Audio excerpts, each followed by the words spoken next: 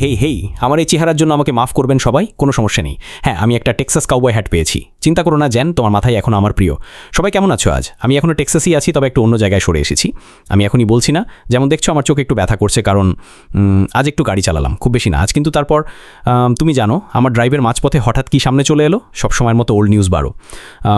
আমি চেষ্টা করলাম সেটা পড়তে, যখন গাড়ি চালাচ্ছিলাম আমি বললাম না না অপেক্ষা করো, তুমি অপেক্ষা করতে পারো। সাধারণত সুজি আর জুলি আমাকে ফোন করে সেটা পড়ে শোনায়, আর আমি ভুলে গেছিলাম ওদের বলতে যেন ফোন করে পড়ে শোনায়। কিন্তু অপেক্ষা করলাম, যতক্ষণ না থামলাম তারপর পড়ে নিলাম। রেড আবারও দারুণ ছিল। কিন্তু ও নিউজ 12তে ঢোকার আগে আমার কারো সঙ্গে উপরের দিকে লোকজনের আলোচনা হয়েছিল, হয়তো তোমরা জানো, খাবার নিয়ে, যেমন সবসময় হয়। আমি বললাম আমি চেষ্টা করেছি ওই হোয়াটসঅ্যাপ বার্গার বা যাই হোক নামটা টেক্সাসে, আমার পছন্দ হয়নি।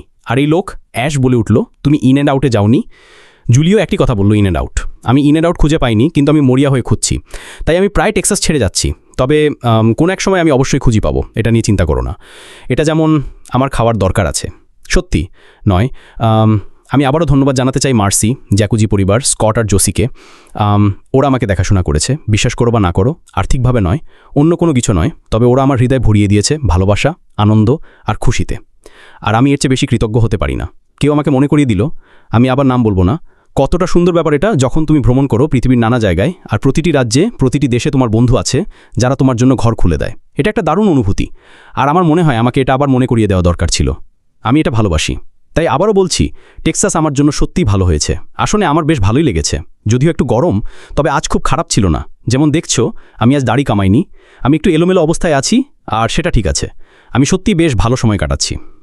তারপর আমি ও নিউজ 12 পড়লাম, তাই আমি আগে অ্যাশকে টেক্সট করলাম। আমি বেসিক্যালি বললাম আমাকে ভাবতে হবে আমি এটার ব্যাপারে কি বলতে চাই, কারণ আমি এটা কয়েকবার পড়তে চাই এবং ভালোভাবে বুঝতে চাই। এবং যত বেশি পড়লাম অবশ্যই তত বেশি বুঝলাম। তবে সে যেটা বলল সেটা এমন একটা ব্যাপার যেটা নিয়ে অনেকেই আমাকে প্রশ্ন করে, অনপ্যাসিভের ভবিষ্যৎ নিয়ে। আর এটা ভালো ছিল। আমি শুধু একটা অংশ পড়তে চাই, আর তোমরা নিজেরাও পড়তে পারো, তবে আমি শুধু কিছু অংশ পড়তে চাই, যেমন আমি সবসময় করি। সে প্রথমেই শুরু করেছে সবাইকে ধন্যবাদ জানিয়ে। সে আমাদের ধন্যবাদ দিয়েছে, আমি মনে করি এটা বেশ ভালো। তার আমাদের ধন্যবাদ দেওয়ার কোনো দরকার ছিল না, তবে আমি মনে করি এটা ভদ্রতা আর মানবিকতা। আর আমি জানি সে কেন করে, কারণ এটাই আসলে অ্যাশমোফারা, যা অনেকে জানে না। আমি এখন লাইভ আছি, আমার ভাই আমাকে অনেক টেক্সট করছে। যাই হোক, আমাকে শোনো, আমি একটু ক্লান্ত। প্ল্যাটফর্মটা খোলা থাকবে আর চালু থাকবে তোমাদের জন্য একটা নির্ভরযোগ্য তথ্যসূত্র হিসেবে অনপ্যাসিভ সম্পর্কিত সব কিছু নিয়ে। খুবই খুবই গুরুত্বপূর্ণ। আমি মনে করি তোমাদের উচিত এটা কয়েকবার পড়ে ভাবা। ঠিক আছে, যখন আমরা এখনও বাকি আন্তর্জাতিক বিষয়গুলো সমাধান করছি, অ্যাশ আবারও স্বচ্ছ থেকেছে। অনেকে প্রতিদিন আমাকে প্রশ্ন করে অনপ্যাসিভ কোথায় ইত্যাদি, আর সে বলল এখনও কিছু বিষয় গোছাতে হচ্ছে। তাই আমি এটা সবাইকে জানাতে চাই। প্রতিবার আমি লাইফে আসলে বলি, থামো থামো আর গ্রুপে কিছু ফেলো না, দয়া করে। আমরা এখানেই তোমাদের আপডেট দেব অনপ্যাসিভ আর এর গদ্য গতির সাথে সম্পর্কিত বিষয়গুলো নিয়ে। তাই সে জানাচ্ছে তোমরা এখানেই তথ্য পাবে, তবে সে খুব সতর্ক থাকতে চাইছে কিভাবে বলবে। কিন্তু সে বলছে হ্যাঁ এটা থাকবে।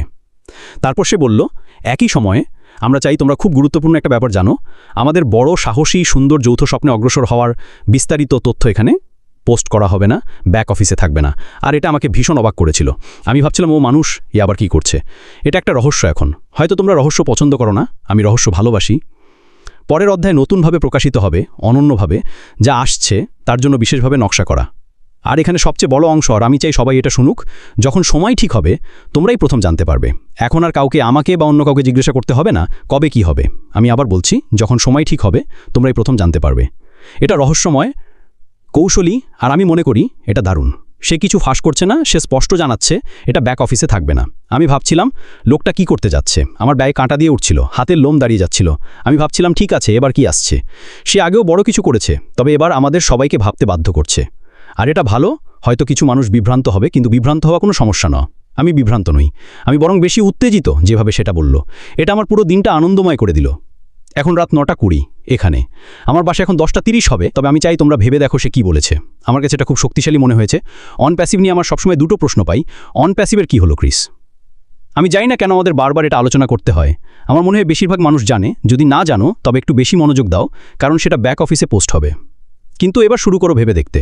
আমি সবাইকে অনুরোধ করছি, কারণ আমি তোমাদের সম্মান করি। আমার মাথায় এখন শব্দ ঘুরছে, অ্যাশ এবার করতে যাচ্ছে। এটা আমাকে ভাবতে দিচ্ছে, ব্যস্ত দিচ্ছে, আর আমি এটা দারুণভাবে উপভোগ করছি। আমি ভীষণ খুশি যে সে এমন কিছু বলেছে। আর ভুলে যেও না গরম মরিচ, অ্যাশ, ভুলে যেও না। আমি তোমাদের ব্যাখ্যা করতে পারবো না, কিন্তু সেটাও ইন অ্যান্ড আউট বার্গারের ডাবলের সাথে গরম মরিচ দিতে হয়।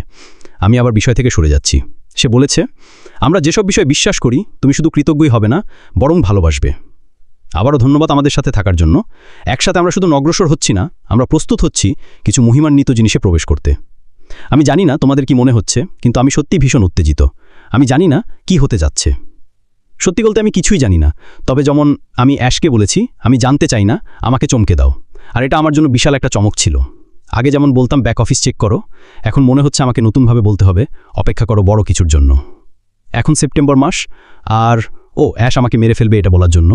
তবে যদি না জানো, সেপ্টেম্বর 14 রবিবার তার জন্মদিন। আমি মনে করি সে 68 হতে যাচ্ছে, মতে 52 না 65 নেই, আমি নিশ্চিত নই। যাই হোক, অ্যাশ মুফারার জন্মদিন আসছে রবিবার। আমি জানি সবাই পোস্ট করবে, ছবি বানাবে, কিন্তু খবর হচ্ছে সে ফেসবুক বা সোশ্যাল মিডিয়াতে নেই, তাই সে দেখবেও না। তাই আমি এখনই সবাইকে বলছি শুভ জন্মদিন, অগ্রিম শুভেচ্ছা অ্যাশ মুফারাকে। আজকে দিন সোমবার না মঙ্গলবার, আমি গুলিয়ে ফেলেছি। এটা এই কোম্পানি আমার সাথে করছে। আমি সারাদিন গাড়ি চালাচ্ছিলাম, একা কান্ট্রি মিউজিক বাজাচ্ছিলাম, আর আমার মাথা ঘুরছিল। তারপর আমি ওই বার্তাটা পড়লাম, আর এখন এটাই আমার মাথায় ঘুরছে।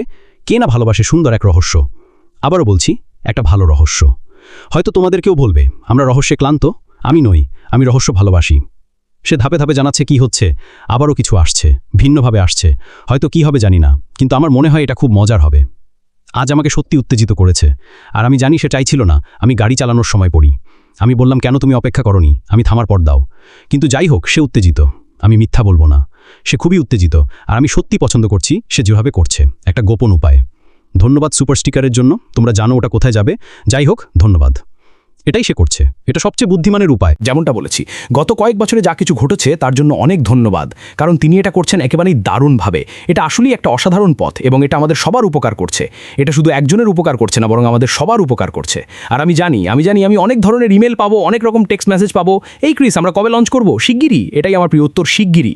আমি চেষ্টা করছি কমেন্টগুলো পড়তে, আমার চোখ জানা আজ একটু ঝাপসা লাগছে। জিন বলল, তুমি ঠিকই বলেছো, স্ট্র্যাটেজিক আর খেলার মতো। হ্যাঁ, এটা আসলেই মজা। যেমনটা বলেছি, ভাই কে এটা করেছে তুমি জানো তো?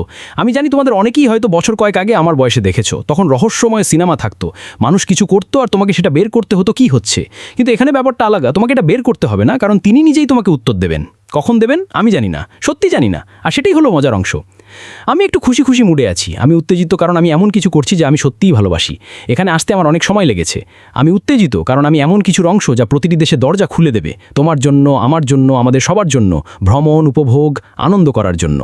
আমি মনে করি এটাই এখন এক রূপ নিচ্ছে। হ্যাঁ, কিছু মানুষ হয়তো একটু ধীরে বুঝছে কি ঘটছে বা তারা বুঝতে পারছে না, কিন্তু আমি মনে করি উনি যেভাবে কথাটা সাজিয়েছেন সেটা দারুণ হয়েছে। তাহলে কয়েকটা প্রশ্নের উত্তর আবার বলি যারা দেরিতে এসেছে তাদের জন্য। ও নিউজ ভারতে বলা হয়েছে যে এখানে তোমার ব্যাক অফিসে উনি কিছু ব্যাখ্যা করবে নন প্যাসিভ সম্পর্কে।